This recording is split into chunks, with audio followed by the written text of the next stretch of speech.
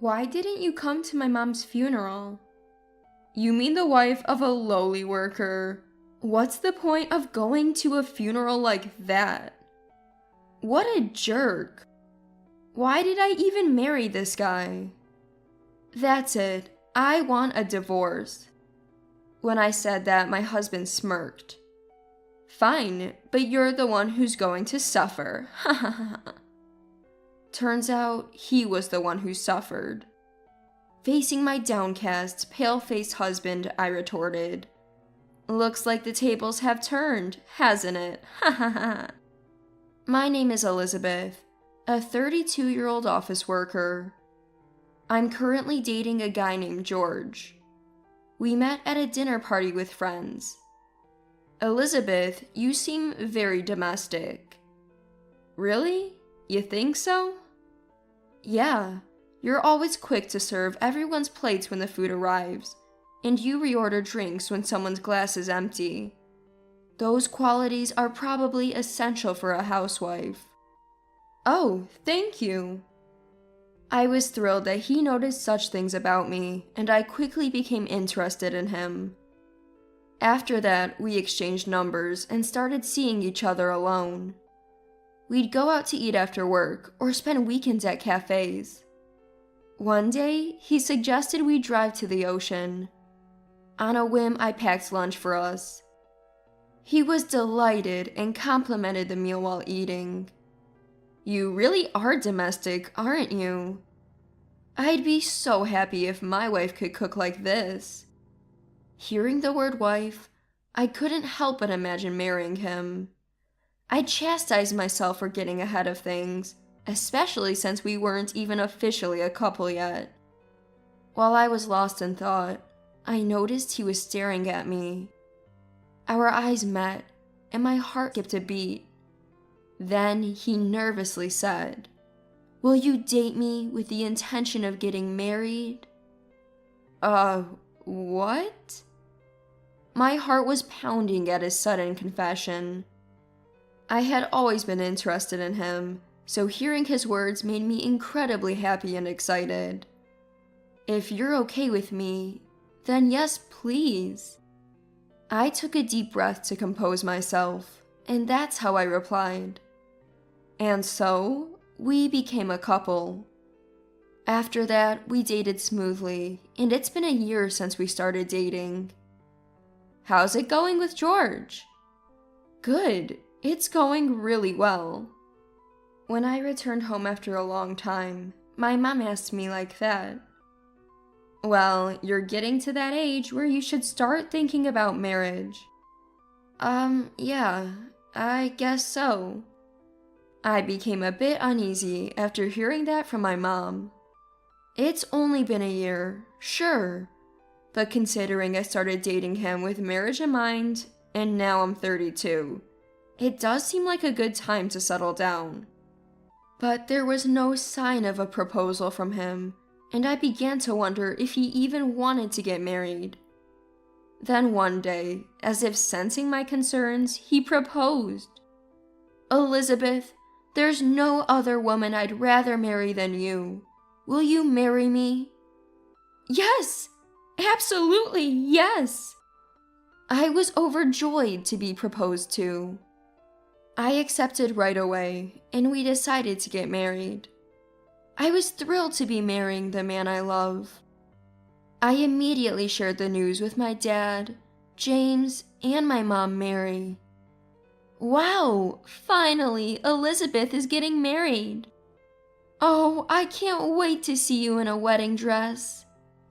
My parents were really happy about my upcoming wedding.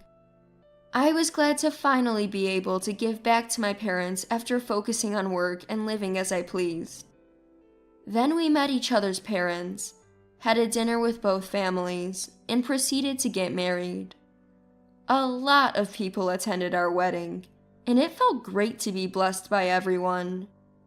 So began our life as newlyweds. I thought life with the man I love would be wonderful.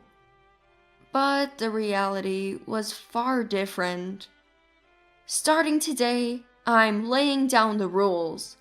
You will do housework and such as I want. What?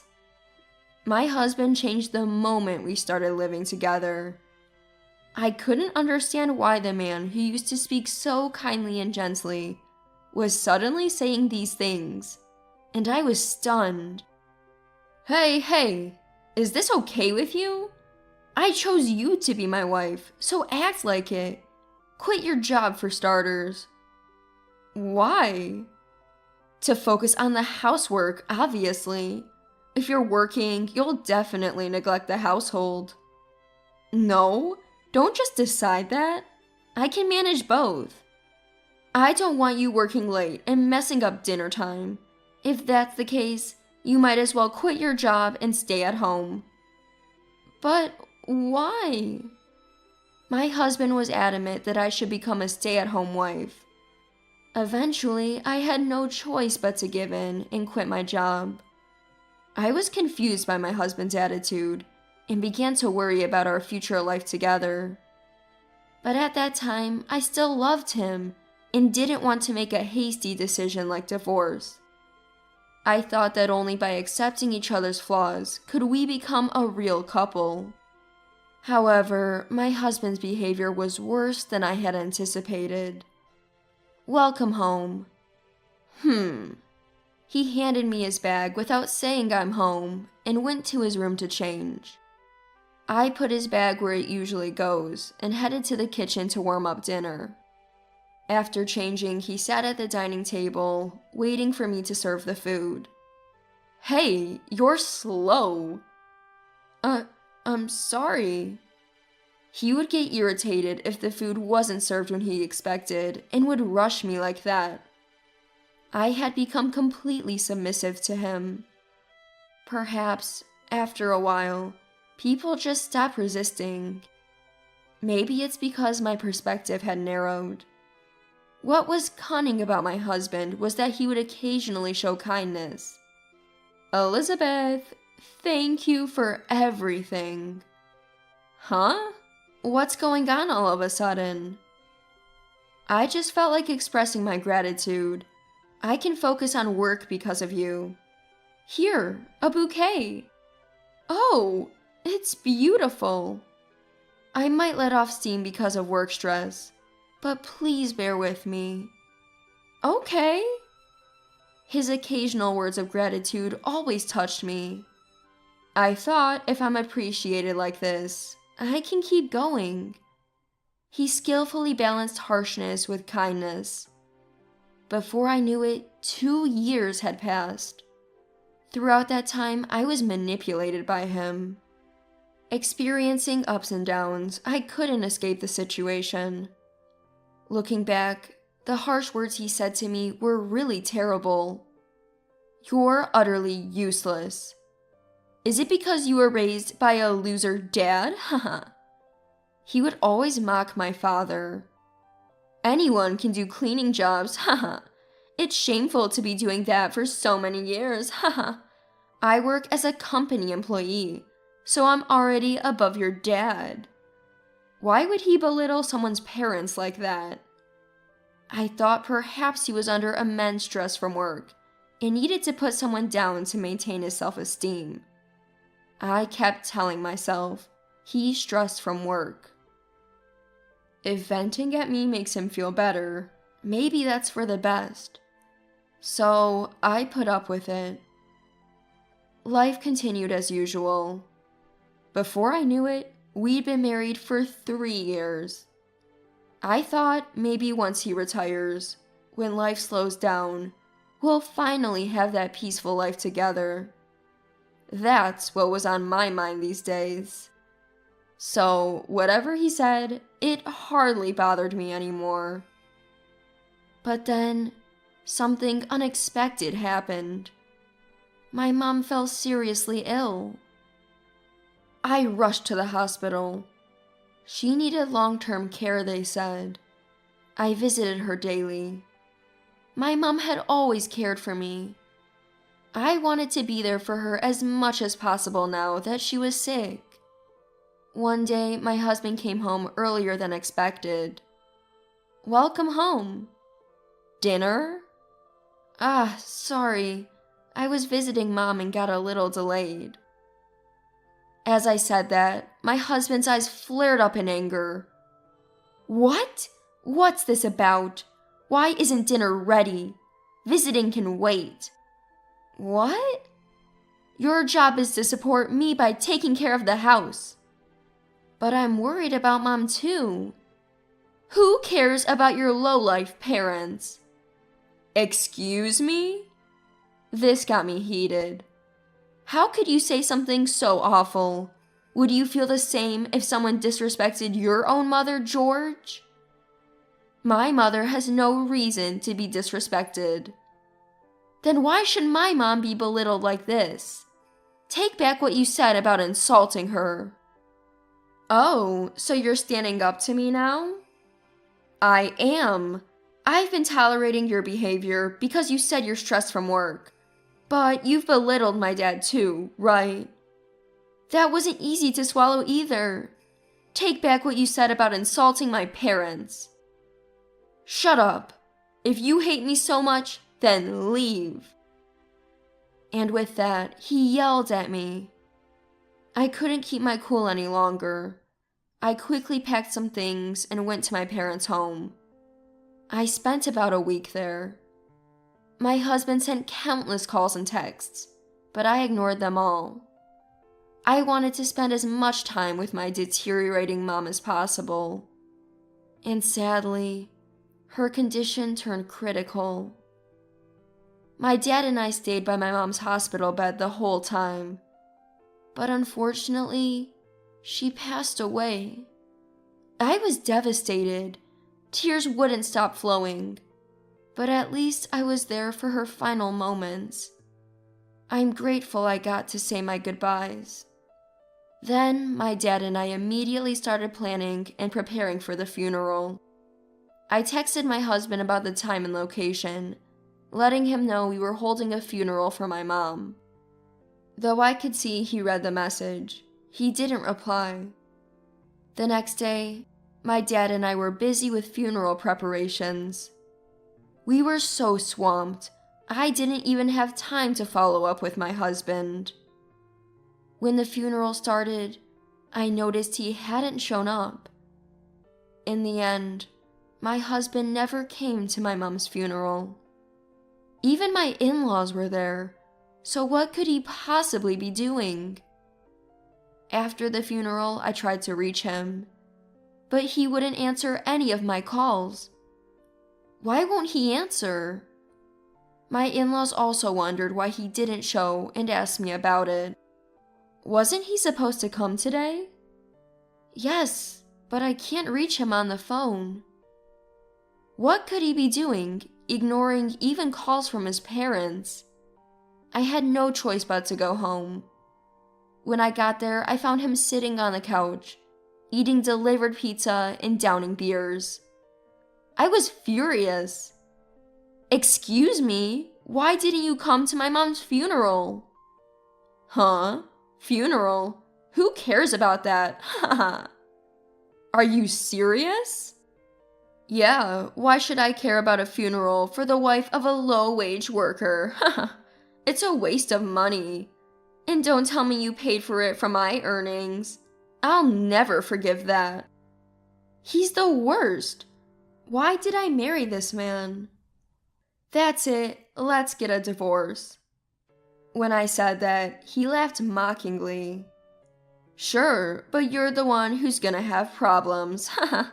You're just a housewife with a janitor for a dad. Haha. How are you gonna survive? He continued to berate me. But the one who ended up in trouble was my husband. You seem to be misunderstanding something.